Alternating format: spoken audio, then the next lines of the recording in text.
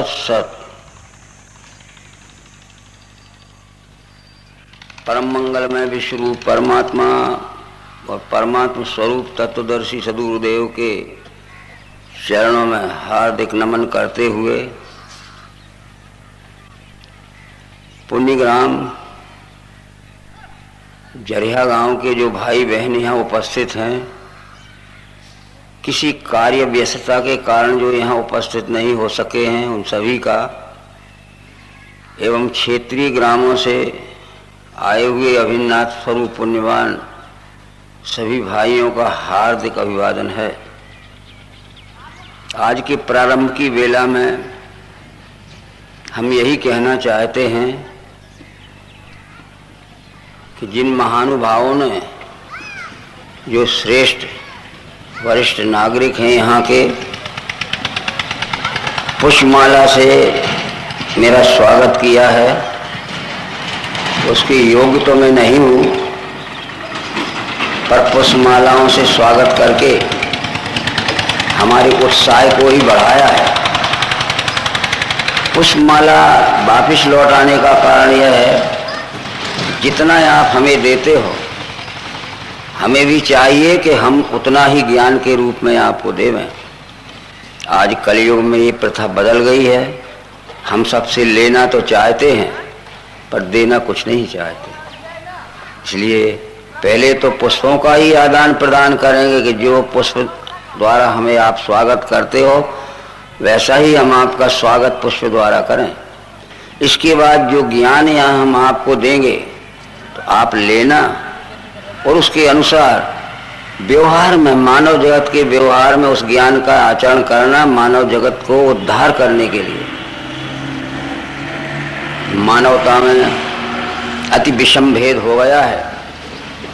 आज मानव मानव को छूता नहीं है, जबकि हम जानवरों को छूते हैं, कुत्ते को छूते हैं, गधे को भी छूते हैं, परंतु ये मानव मानव को छूता नहीं है।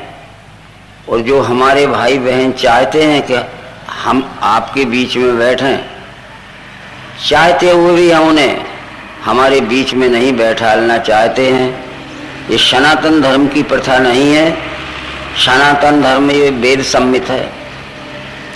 सत्य ही सनातन है और सतनाम विश्वरूप परमात्मा का है। एकम सत विप्रा बहुधा वदंती। जब तक हम सत्य को नहीं जानेंगे तब तक सनातन धर्मी नहीं हो सकते। और सनातन धर्मी जो ना होगा वह भी ईश्वर को नहीं जानता है, केवल शब्दों में अपने को सनातन धर्मी कहता है। व्यवहार में सनातन धर्म दिखना चाहिए। बंधुओं, इस विश्व प्रकृति के अखंड मंडलाकार घूमते हुए अनादिकाल से जो चक्र चल रहा है, उत्पत्ति स्थिति लय, उसमें 4 युगों का दृश्य भी स्वाभाविक दिखता है, जिसे सतयुग, त्रेता, द्वापर और कलयुग हम कहते हैं। वर्तमान समय में हम कलयुग में बैठे हैं। इस चारों युगों में, इस संपूर्ण मानव जगत में अनेक बार उत्क्रांति अपक्रांति का दृश्य दिखता है। उत्क्रांति का दृश्य उसे कहते हैं जब संपूर्ण जगत की मानवता ईश्वर और धर्म के नाम में एकात्मता के प्रेम में जुड़ जाती है, भेदभाव छूट जाता है, भक्तिमय जुड़ जाती है। और अपक्रांति का दृश्य उसे कहते हैं जिस समय संपूर्ण जगत की मानवता अनेक प्रकार के मतभेद में बढ़ जाती है। एकात्मता टूटकर हम मत पंथ संप्रदायों और जाति पाति में टूट टूट कर विभाजित हो जाते हैं। ये अपक्रांति के समय को ही धर्म गिलानी कहा है। जब जब होए धर्म की हानि, बाढ़े असुर अधम अभिमानी, तब तब प्रभुधर मनुष्य शरीरा, हरई कृपा निधि सज्जन भीरा। रामचंद्र जी के समय में भी इस संपूर्ण जगत की मानवता को एकात्मता के प्रेम में जोड़ा। इसका प्रमाण रामायण है।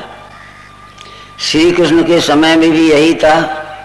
कृष्ण ने कहा, यदा यदा ही धर्मस्य ग्लानिर्भवति भारत अभ्युत्थानम अधर्मस्य तदात्मानं सृजाम्यहम्। जब अधर्म उठकर ऊपर आ जाता है तो धर्म दब के नीचे चला जाता है। हजारों महात्मा होंगे पर नीचे दबे हुए धर्म को उठाकर ऊपर नहीं ला पाते, ऊपर उठे हुए धर्म को नीचे नहीं ले जाते।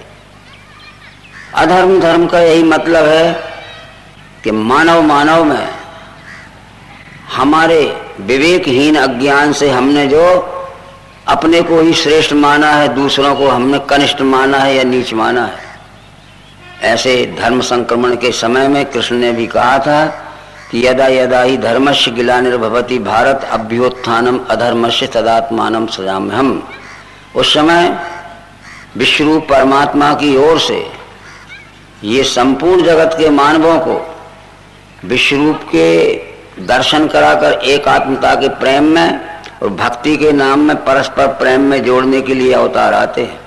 हम भक्ति तो करते हैं, जिस परमात्मा की हम भक्ति करते हों, श्री रामचंद्र जी की भक्ति करते हों, श्री कृष्णचंद्र जी की भक्ति करते हों, उनके ज्ञान के विपरीत ही हम जा रहे हैं। देखा जाए हमारा जो शब्दों में तो हम वही भाषण करते हैं जो रामचंद्र जी ने रामायण में सबको समझाया, शौरी को, निषाद को आदि, पर वैसा शब्दों में हम भाषण करते पर व्यवहार में नहीं दिखता।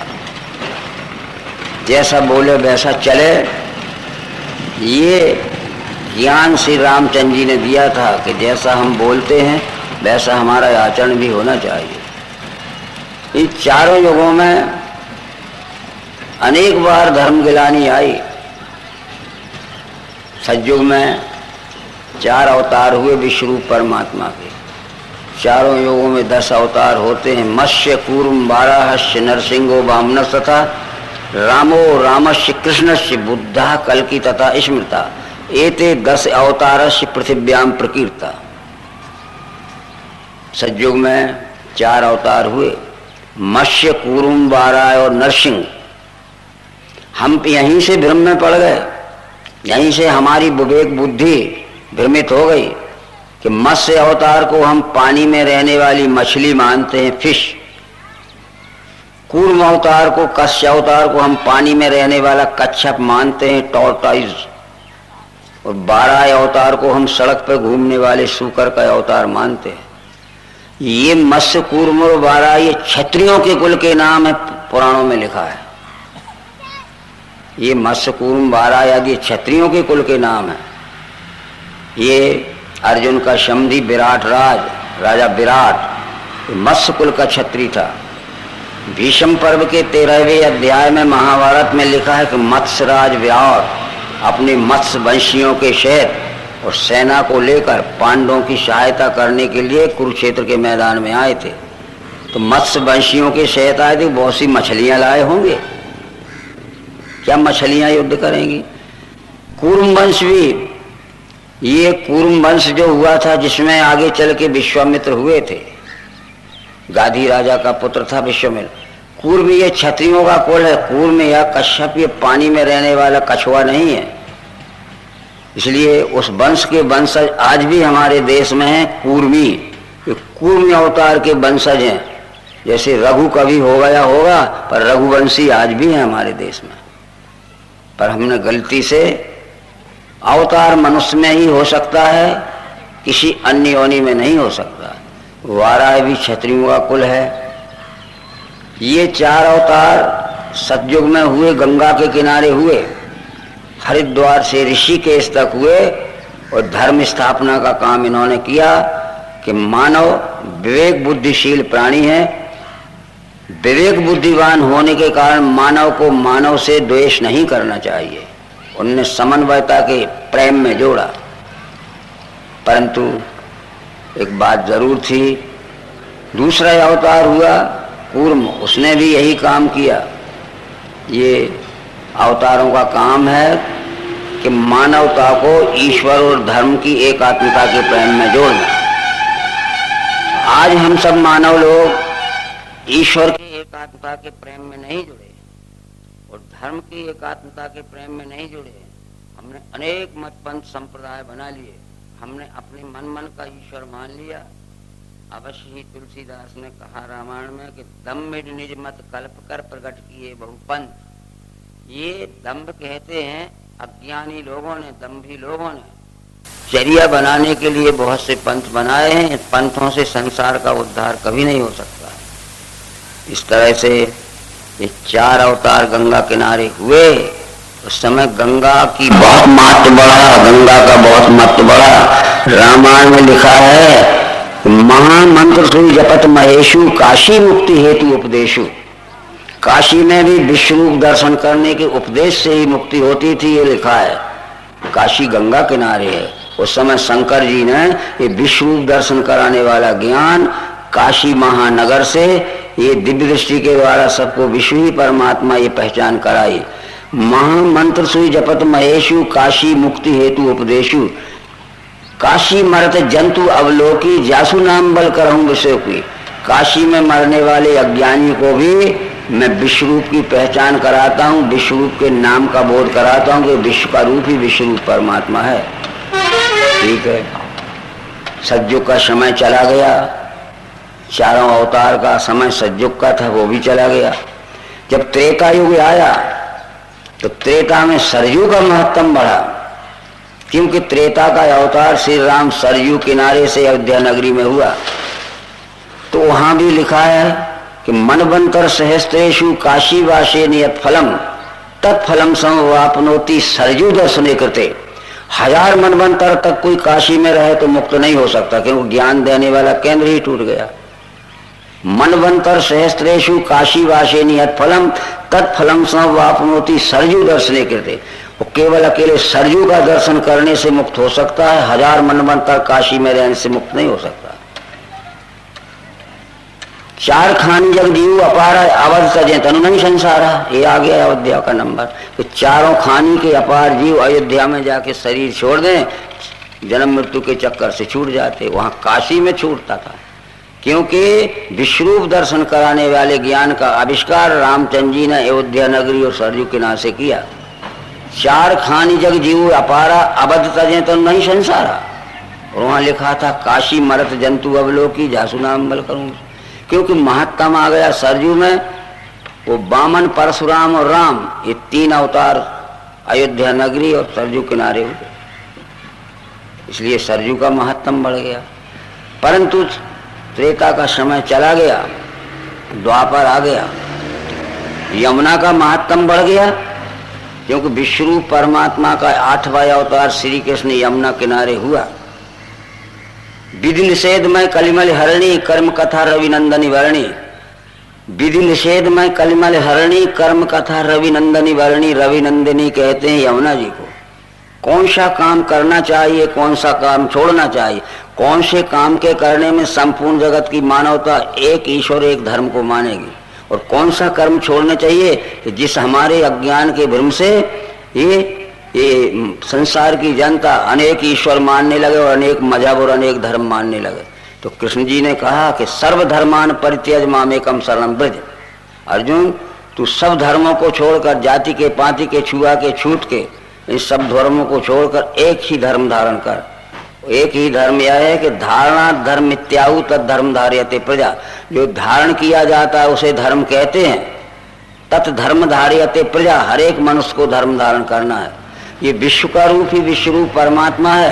ये दिव्य दृष्टि के सिद्धांत से हमारे बुद्धि में विश्वरूप का निश्चय धारण हो जाना यह ज्ञान स्वरूप धर्म है, और फिर उसके अनुसार आचरण करना यह कर्म स्वरूप धर्म है।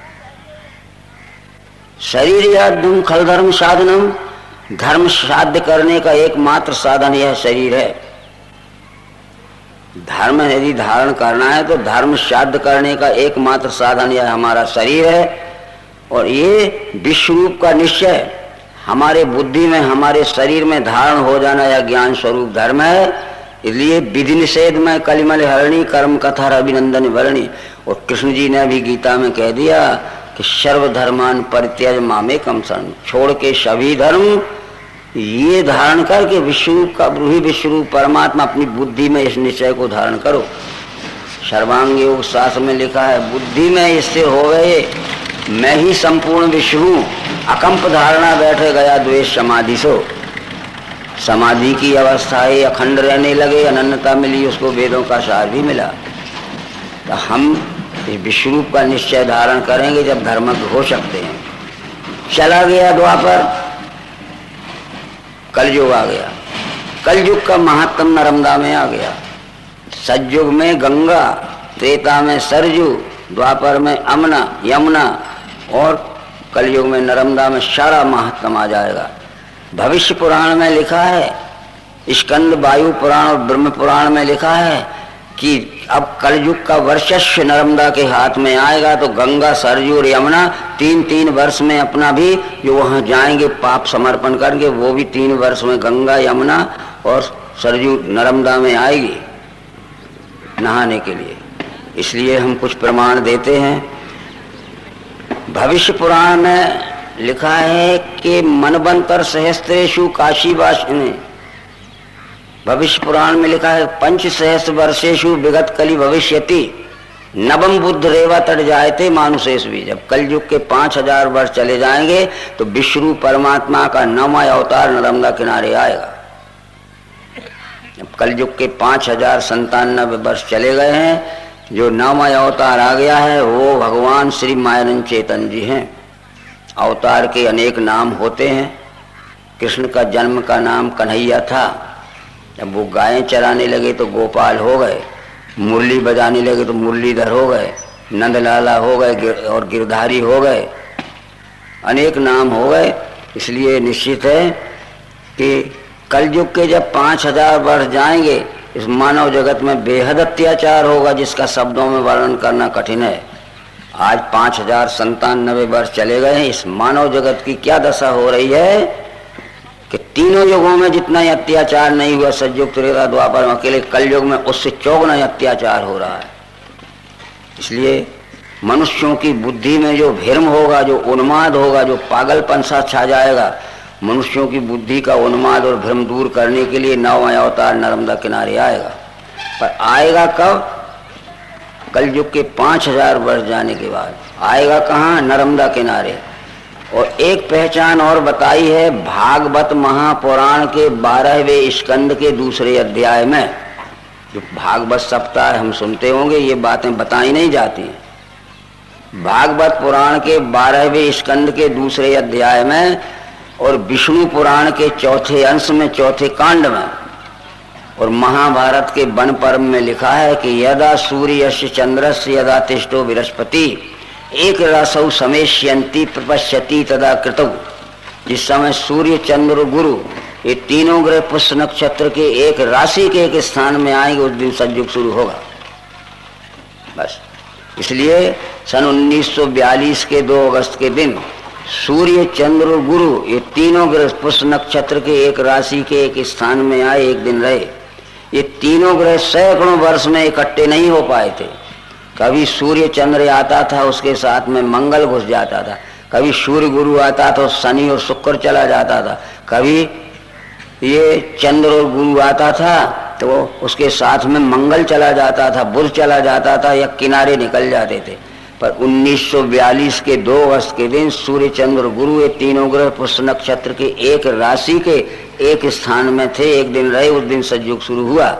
ये भागवत के ही हम श्लोक आपको बता रहे हैं। भागवत पुराण के 12वें स्कंद के 2 अध्याय में लिखा है यदा सूर्यस्य चंद्रस्य यदा तिष्ठो बृहस्पति एक रासौ समेष्यन्ति प्रपश्यति तदा कृतौ। जिस समय सूर्य, चंद्र, गुरु ये तीनों ग्रह पुष्य नक्षत्र के एक राशि के एक स्थान में आएंगे, उस दिन सतयुग शुरू होगा। परंतु दूसरी बात उसमें ये आई है कि ये तीनों ग्रह इस संसार को प्रकाश देने वाले हैं। सूर्य दिन में प्रकाश देता है और चंद्रमा रात में प्रकाश देता है, गुरु तो दिन रात प्रकाश देता। तीनों ग्रह इकट्ठे हुए।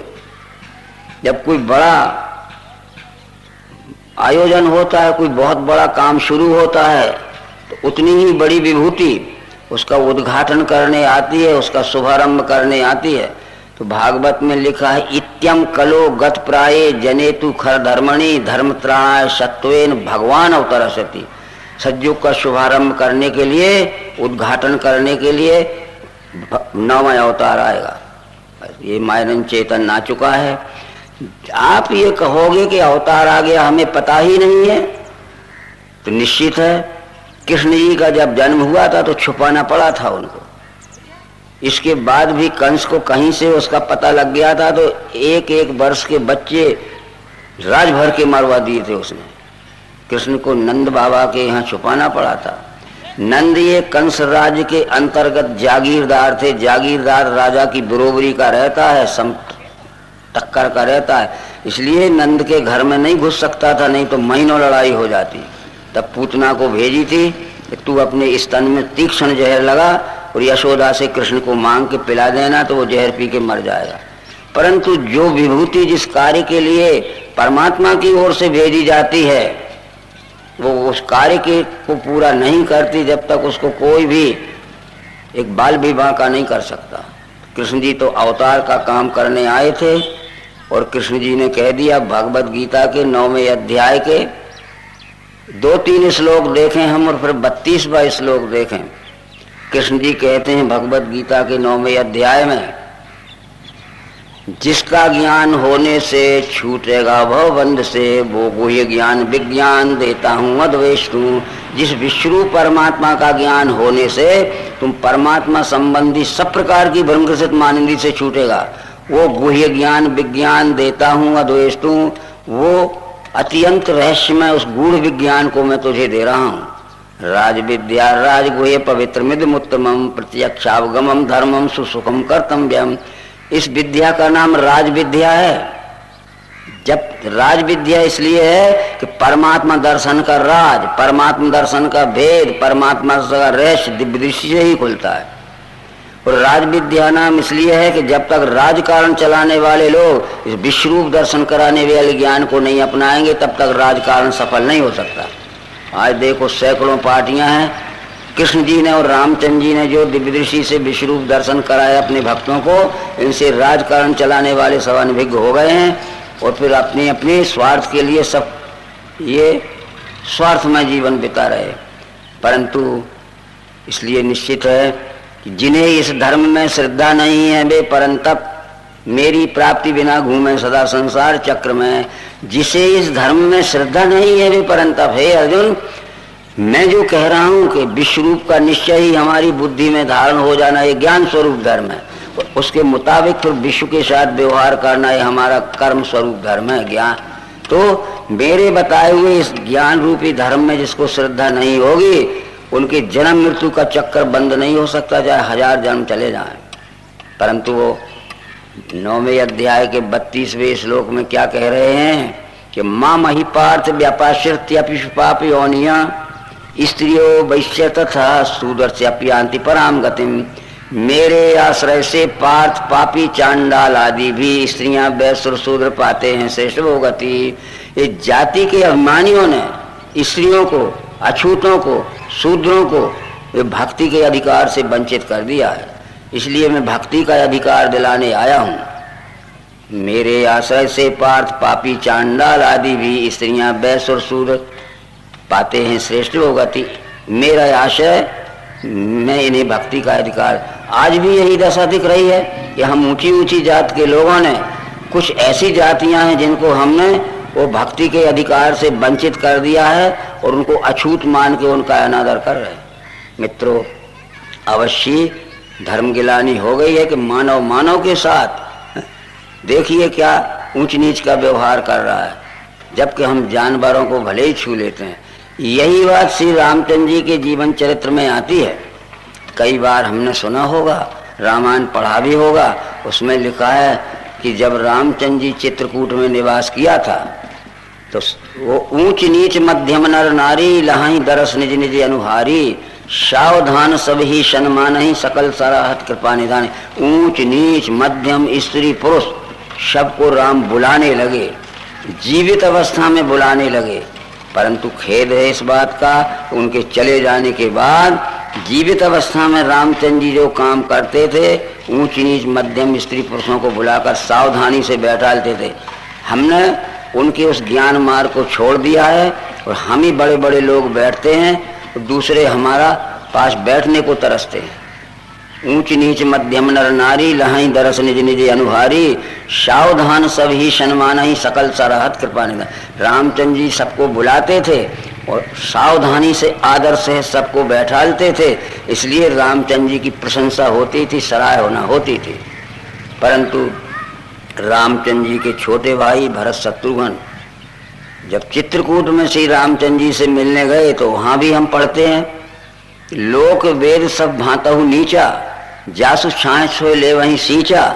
ते हरियंक राम लघु भ्राता मिले सकल परिपूरित गाता। जाति अभिमानियों को जिनकी छाया पड़ने पर भी छूट लग जाती थी, शरीर छूने पे नहीं, और स्नान करना पड़ता था, ऐसे अछूत लोगों से राम के छोटे भाई भरत जी प्रसन्नचित होकर छाती से लपेट के मिले। क्या ये रामायण हमने नहीं पढ़ा है? राम के नवधा पाठ भी करते हैं, घर घर रामायण पढ़ते हैं नहा धो के कि हमें पुण्य मिल जाएगा। अरे रामायण पढ़ने मात्र से पुण्य नहीं मिलेगा। राम में रामचंद्र जी का जो ज्ञान है, जो गुण है, जो चरित्र है, राम के ज्ञान के अनुसार, रामचंद्र जी के गुण के अनुसार, रामचंद्र जी के चरित्र के अनुसार हम चलेंगे तब पुण्य मिलेगा। उन्होंने अछूतों ने कोल की रात भिल्ल बनवासी मधुसूचि सुंदर स्वाद सुधासी, वो कोल की रात भिल्ल जो बनवासी थे, अछूत थे, वो भरत जी से मिलने आए। उन्होंने खाने को भी दिया। उनके पास धातु के पात्र नहीं थे तो झाड़ के पत्तों के दोने बना के लाए, उनमें लाए भर भर पर्ण फुटी रचरूरी कंद मूल फले अंकुर जूरी। खाया सबका दिया हुआ, सबसे भेदभाव रहत होके मिले। तो जब वो देखा भरत जी ने ये गरीब लोग हैं, दिन भर की कमाई तो यहाँ ले आए हैं, लौट के घर जाएंगे, इनके घर में खाद्य सामग्री ना होगी तो इनके बाल बच्चे भूखे सो जाएंगे, तो इनको कुछ पैसे दे दिए जाएं। दे मोल बहु मोल न ले ही फेरत राम दुहाई दें। अरे हमने पैसे लेने के लिए थोड़ी आपको दिया, आपने हमें छू भी लिया, आपने हमारा छुआ खा लिया, ये पैसे वापस लीजिए। पैसे वापस कर रहे तो राम दुहाई देते थे। राम की दुहाई यानी जय श्री राम, ये दुहाई थी। हम शब्दों में तो जय श्री राम कहते हैं और वाणी में तो हम बड़े कुशल हैं, वाणी में बड़े सच्चाई से बोलते, वाणी के बड़े ईमानदार हैं, पर कर्म में हम बेईमान हैं और मन में कुटिल हैं। इसलिए राम भक्ति का नाता इससे नहीं जुड़ सकता भाइयों। कर्म वचन मन छाड़ छल भजई मोह निष्काम, तिनके हृदय कमल में करो सदा विश्राम। ये राम स्वयं कहते हैं, कर्म से, वचन से और मन से जो छल कपट छोड़कर संसार का व्यवहार चलाते हैं, उनके हृदय में मेरा निवास रहता है। कर्म वचन मन छाड़ छल भजहि मोह निष्काम, तिनके हृदय कमल में करो सदा विश्राम। कर्म वचन मन छाड़ छल जब लग जन न तुम्हार, तब लग कुशल न जीव कहीं करे कोटि उपचार। कर्म से, वचन से और मन की तीनों की ईमानदारी से चलकर जब तक इस संसार का व्यवहार नहीं चलाता है, तब तक है जीव परम सुख शांति नहीं पा सकता है। करे कोटि उपचार, करोड़ों प्रकार के पूजा पाठ करे, ये सब रामायण का वृतांत है। तो हम राम का नाम लेते हैं, कृष्ण का नाम लेते हैं, पर रामचंद्र जी के ज्ञान गुण और कर्म से और कृष्ण जी के ज्ञान गुण कर्म से हम विपरीत चल रहे हैं।